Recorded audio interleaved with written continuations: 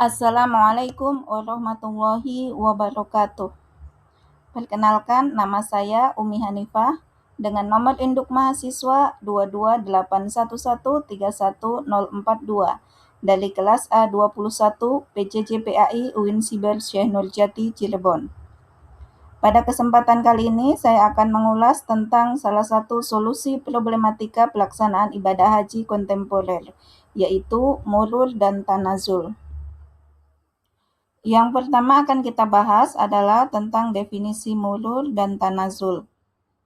Murur adalah perjalanan dari Arafah melewati Musdalifah tanpa turun atau menetap di dalam bus langsung menuju ke Mina.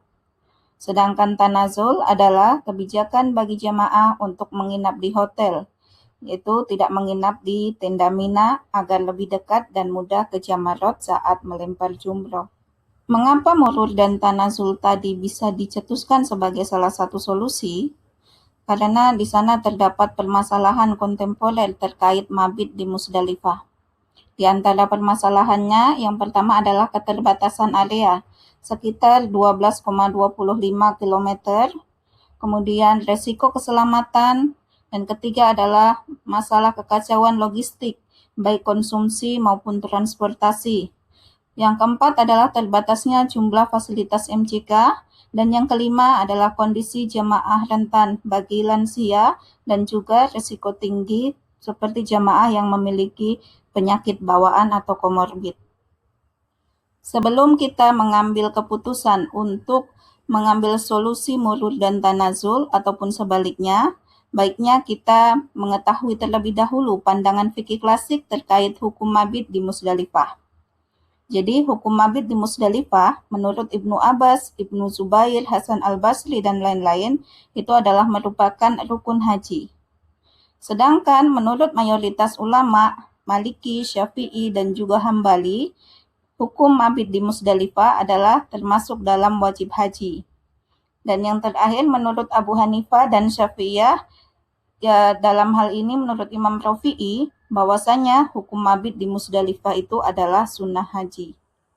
Di dalam kitab Majmu' Syarah Muhadzab, Imam Nawawi menyebutkan, wa hal yajibul mabitu bi Musdalifata amla fihi qaulani ahaduhuma yajibu li'annahu nusukun maksudun fi maudhi'in fakana wajiban karami wasani annahu sunnatun li'annahu mabitun makana sunnata kamabiti bimina lailat Arafah. Apakah mabit di Musdalifah itu wajib atau tidak? Terdapat dua pendapat ulama tentangnya. Pendapat pertama mengatakan wajib, karena mabit termasuk ibadah pokok yang berkaitan dengan tempat, seperti wajibnya melempar jumroh. Sedangkan pendapat kedua mengatakan sunnah, seperti sunnahnya menginap di Mina di malam Arafah. Sedangkan Ibnu Abidin al-Hanafi dalam Rad al-Muhtar menyebutkan bahwasanya menginap di Musdalifah itu hukumnya sunnah muakkad, yang waktunya hingga terbit fajar pada tanggal 10 Zulhijjah, dan bukan wajib sebagaimana dijelaskan pada kitab Al-Lubab dan syarahnya. Adapun durasi mabit di Musdalifah, beberapa ulama berbeda pendapat. Menurut Maliki, yaitu setara dengan seorang turun dari kendaraan, menjamak sholat maghrib dan isya atau makan atau minum sekedarnya, dan kemudian keluar dari Musdalifah sebelum tengah malam. Sedangkan menurut Imam Syafi'i dan Imam Ahmad, waktu mabit di Musdalifah adalah keluar dari Musdalifah setelah lewat tengah malam. Jika keluar sebelum tengah malam, maka wajib membayar dam. Oleh karena itu, murur dijadikan sebagai salah satu solusi. Hal ini mengikuti pendapat mazhab Hanafi ataupun salah satu pendapat mazhab Syafi'i yang populer. Hal ini karena dapat mendatangkan kemudahan dan menghilangkan masyaqqah atau kesulitan. Sebagaimana disebutkan dalam kaidah ushul fiqh, yaitu al-masyaqqatu tajlibut taysir. Kesulitan mendatangkan kemudahan. Di dalam hasil Basul Masail, NU juga membolehkan skema murur. Skema murur sebagai solusi juga didukung oleh fatwa dari Darul Ifta Mesir nomor 2517 tahun 2013. Di sana disebutkan bahwasanya Pandangan yang diterima dalam fatwa di masa sekarang ketika jumlah jamaah haji meningkat pesat adalah dengan mengikuti pandangan atau hukum sunnah bermalam di Musdalifah. Selain itu juga, kepadatan yang parah yang terjadi selama ibadah haji di zaman kita, di mana cedera dan kematian terjadi, sudah bisa menjadi alasan syar'i untuk meninggalkan mabit di Musdalifah. Skema ini tadi muncul dari beberapa permasalahan, termasuk yang terjadi pada masa musim haji tahun 2025.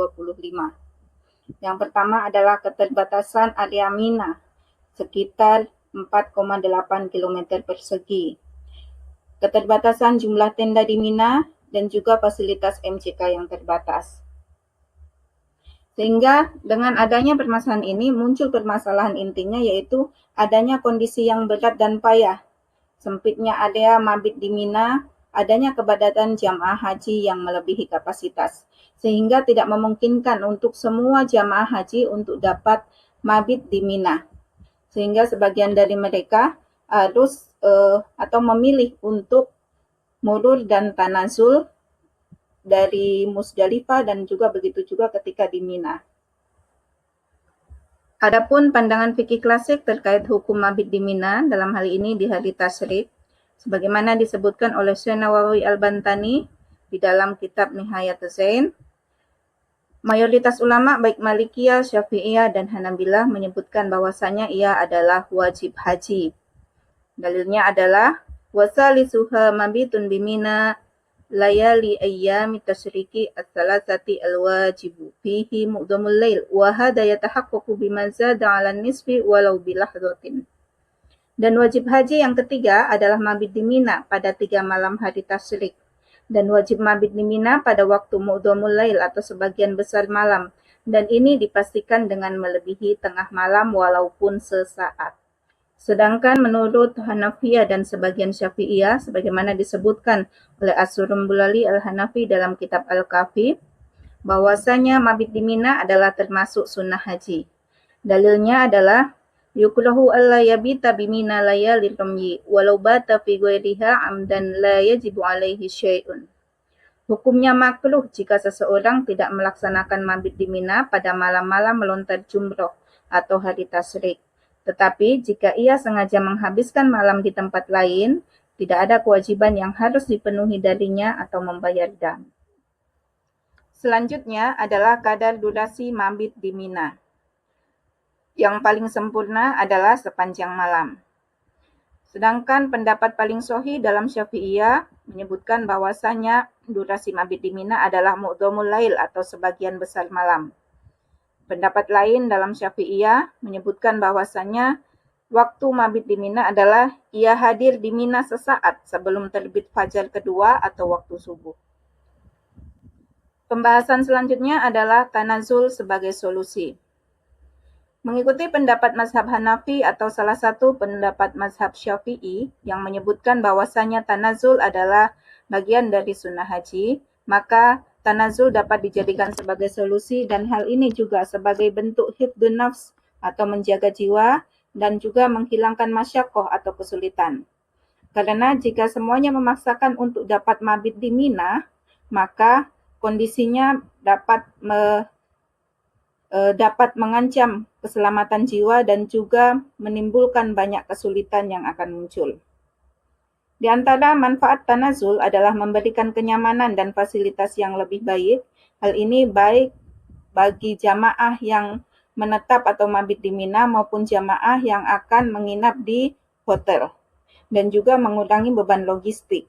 Karena dengan adanya jamaah yang mengikuti atau mengambil sikap tanazul, maka logistik yang harus disediakan untuk jamaah yang mabit di Mina ini akan lebih berkurang. Pandangan fikih kontemporer tentang tanazul disebutkan dalam Fatwa Darul Ifta Mesir nomor 7661 tahun 2023. Di sana disebutkan amma idza ta'assalu 'alal haji al-mabitu biha li'udrin min maradin aw masyaqqatin aw ta'ajjulil 'audati ilal watani faqad rakhasa syar'u syarifu lahu tarkal mabiti bimina bila harajin wala firyatin. Namun, jika seorang jamaah haji kesulitan untuk bermalam di Mina karena alasan seperti sakit, mengalami kesulitan, atau keinginan untuk segera pulang, maka syariat Islam memperbolehkannya meninggalkan Mina tanpa celaan atau penembusan dosa. Selanjutnya, masih dengan Fatwa Darul Ifta Mesir tahun 2023 disebutkan bahwasanya jika keadaan dan kondisi berubah dan ketidakmampuan untuk menginap di sana disebabkan oleh alasan yang berkaitan dengan tempat kewajiban, seperti seluruh tempat tersebut penuh sesak dan akses ke tempat tersebut tidak memungkinkan, atau jika tidak ada tempat yang layak untuk menginap, maka kewajiban untuk melakukannya ditiadakan bagi orang yang tidak cakap pada saat itu. Begitu juga hasil Bahsul Masail NU menyebutkan bahwasanya bagi jamaah yang tidak dapat melakukan mabit di Mina karena uzur, maka dapat mengikuti pendapat bahwa boleh dan sah serta tidak dikenakan membayar dam. Sebagaimana pandangan Syekh Zakaria Al-Ansori disebutkan, kama la yuzbalu tarkul mabiti lima'dzurina bidamin. Bagi jamaah yang uzur tidak dikenakan dam ketika meninggalkan mabit. Pembahasan selanjutnya adalah skema tanazul. Skema yang pertama yaitu jamaah yang memiliki uzur seperti lansia dan orang sakit kembali ke hotel untuk tanazul. Melontar jumrohnya bisa diwakili oleh orang yang tidak memiliki uzur. Mengikuti pendapat Hanafiyah dan sebagian Syafi'iyah yang menganggap sunnah mabit di Mina sehingga tidak perlu membayar dam. Atau tetap mengikuti pendapat wajib mabit tetapi mendapatkan rukhsah atau keringanan karena ada uzur sehingga tidak perlu membayar dam. Kelebihan dari skema ini adalah terjaga keselamatan jiwa, mendapat kenyamanan dan fasilitas lebih baik di hotel. Sedangkan kekurangannya adalah tidak mendapatkan keutamaan mabit di Mina. Skema tanazul yang kedua adalah jamaah yang memiliki uzur seperti lansia dan orang sakit bersama pendampingnya tetap berada di tenda Mina. Jamaah yang sehat atau tidak memiliki uzur kembali ke hotel atau tanazul di sekitar Mina seperti di daerah Sisah Mekah.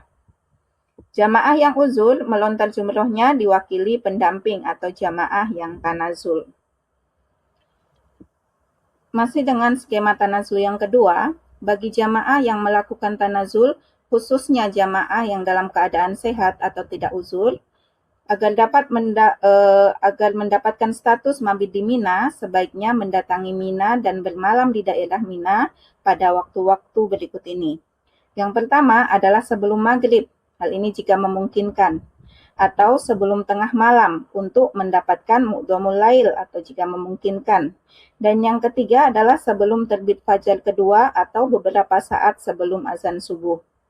Namun pada realitanya, pada poin 1 dan kedua, yaitu sebelum maghrib ataupun sebelum tengah malam, untuk mendapatkan mu'dhamul lail ini sulit untuk terpenuhi.